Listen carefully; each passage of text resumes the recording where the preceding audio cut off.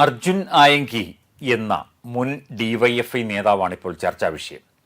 മുൻ ഡിവൈഎഫ്ഐ നേതാവാണ് എന്ന് പറയുമ്പോഴും ഡിവൈഎഫ്ഐയുടെ പിന്തുണ ഇപ്പോഴും അർജുൻ ആയങ്കിക്ക് ഉണ്ട് എന്നുള്ളതാണ് ചില ആളുകൾ പറയുന്നത്.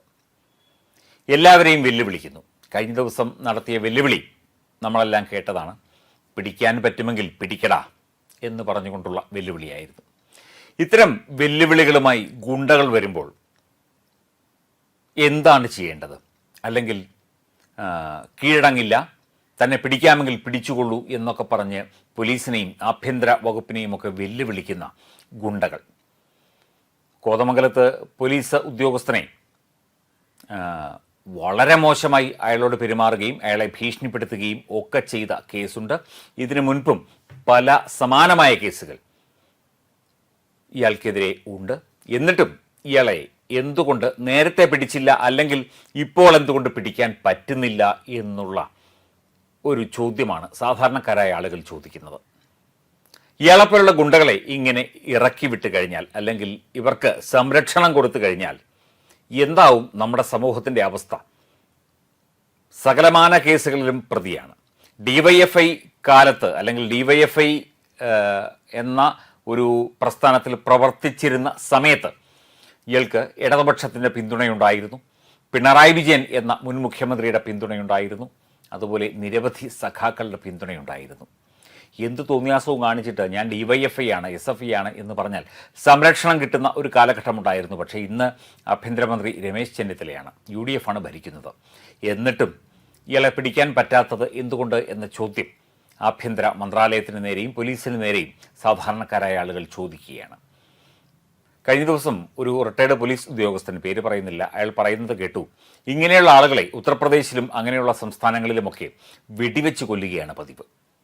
അതായത് രക്ഷപ്പെടാൻ ശ്രമിച്ചു എന്ന് പറഞ്ഞ് ഇവരെയൊക്കെ വെടിവെച്ച് കൊല്ലണം എന്നാണ് അദ്ദേഹം പറയുന്നത്. ഇത് നമ്മുടെ അഭിപ്രായമല്ല കേട്ടോ.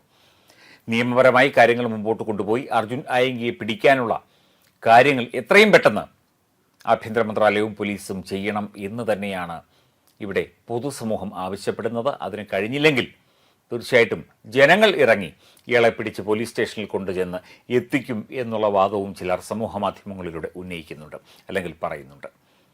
ജനങ്ങൾ ഇറങ്ങി ഒരു ഗുണ്ടയെ പിടിച്ച് കൈയും കാലും കെട്ടി രണ്ടിടിയും കൊടുത്ത് പോലീസ് സ്റ്റേഷനിൽ കൊണ്ട് ഇടുന്ന അവസ്ഥ എന്ന് പറഞ്ഞാൽ നമ്മുടെ പോലീസ് സംവിധാനങ്ങളുടെ, അല്ലെങ്കിൽ ആഭ്യന്തര സംവിധാനങ്ങളുടെ പരാജയമാണ്. ഇവിടെ അങ്ങോട്ടും ഇങ്ങോട്ടുമൊക്കെ പോയി കഴിഞ്ഞാൽ എത്രയും പെട്ടെന്ന് ഓടിച്ചിട്ട് പോലീസ് പിടിക്കാറുണ്ട്. മുങ്ങി നടന്നവരെയൊക്കെ തന്നെ പ്രത്യേകമായി ട്രേസ് ചെയ്ത് സമൂഹ മാധ്യമങ്ങളിൽ അടക്കം ട്രേസ് ചെയ്ത് പിടിക്കാറുണ്ട്. ഇതിപ്പോൾ ഇയാളുടെ, ഈ അർജുൻ ആയങ്കിയുടെ സമൂഹ മാധ്യമം ഉപയോഗിക്കുന്നത് മറ്റാരോ ആണ് എന്നുള്ള വിവരം പോലീസിന് ലഭിച്ചിട്ടുണ്ട് എന്നാണ് സൂചന. എറണാകുളം ആണ് ലൊക്കേഷൻ കാണിക്കുന്നത്.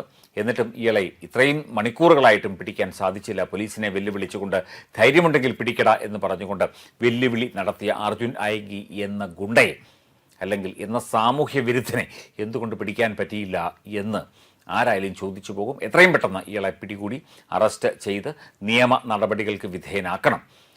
ഇങ്ങനെയുള്ള ആളുകളെ പ്രോത്സാഹിപ്പിക്കരുത്, അല്ലെങ്കിൽ ഇങ്ങനെയുള്ള ആളുകളെ ഒരിക്കലും വച്ചു പൊറുപ്പിക്കരുത്.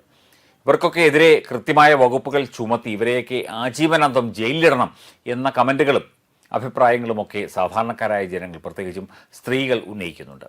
ഇയാൾ വളർന്നു വന്നത്, ഇയാൾ ഗുണ്ടയായത്, ഇയാൾക്ക് എല്ലാവിധ പിന്തുണയും നൽകിയത് ഡിവൈഎഫ്ഐയും CPM-ഉം SFI-യും ഒക്കെയാണ്, അല്ലെങ്കിൽ CPM എന്നുള്ള ആ സംഘടനയും അതിൻ്റെ കൂടെ പ്രവർത്തിക്കുന്ന ഒരുപാട് പേർ. കാരണം അവർക്കൊക്കെ വേണ്ടി ഒരുപാട് ഗുണ്ടായുസവും തോന്നിയാസവും ഒക്കെ നടത്തിയ വ്യക്തി എന്നുള്ള നിലയ്ക്ക് അർജുൻ ആയങ്കിയെ പിന്തുണയ്ക്കുന്നു.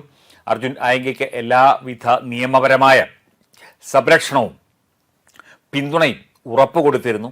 അതിൽ നിന്നൊക്കെ മാറിയിട്ടും, സർക്കാർ സംവിധാനങ്ങൾ മാറിയിട്ടും ഇയാൾ ഇങ്ങനെ രക്ഷപ്പെട്ട് നിൽക്കുന്നുണ്ട് എങ്കിൽ നമ്മുടെ സംവിധാനങ്ങളുടെ, നിയമ സംവിധാനങ്ങളുടെ പരാജയമായിട്ട് മാത്രമേ ജനങ്ങൾ ഇതിനെ കാണുകയുള്ളൂ. എത്രയും പെട്ടെന്ന് ഇയാളെ പിടികൂടി നിയമപരമായ രീതിയിലേക്ക് കാര്യങ്ങൾ, നടപടിക്രമങ്ങളിലേക്ക് കാര്യങ്ങൾ എത്തിക്കണം എന്ന് തന്നെയാണ് നമുക്കെല്ലാവർക്കും പറയാനുള്ളത്.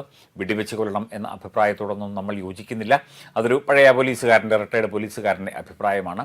UP-യിലെ സംവിധാനങ്ങൾ വ്യത്യസ്തമാണ്, അവിടുത്തെ രീതിയും വ്യത്യസ്തമാണ്. അതും അതിനോട് നമുക്ക് ചേർന്ന് നിൽക്കാൻ പറ്റില്ല. എന്നാൽ പോലും അർജുൻ അയങ്കി എവിടെ എന്ന ചോദ്യവുമായി സാധാരണക്കാരായ ജനങ്ങൾ ആഭ്യന്തര വകുപ്പിന് നേരെയും പോലീസിന് നേരെയും ഒക്കെ തന്നെ ചോദ്യങ്ങൾ ഉന്നയിക്കുന്നുണ്ട്. എത്രയും പെട്ടെന്ന് അതിനുള്ള മറുപടി പറയുകയല്ല വേണ്ടത്, പ്രവർത്തിച്ച് കാണിക്കുകയാണ് വേണ്ടത്. അർജുൻ അയങ്കിയെ എത്രയും പെട്ടെന്ന് പിടികൂടി നിയമത്തിന് മുന്നിൽ കൊണ്ടുവരിക തന്നെയാണ് ആഭ്യന്തര മന്ത്രാലയവും പോലീസും ചെയ്യേണ്ടത്.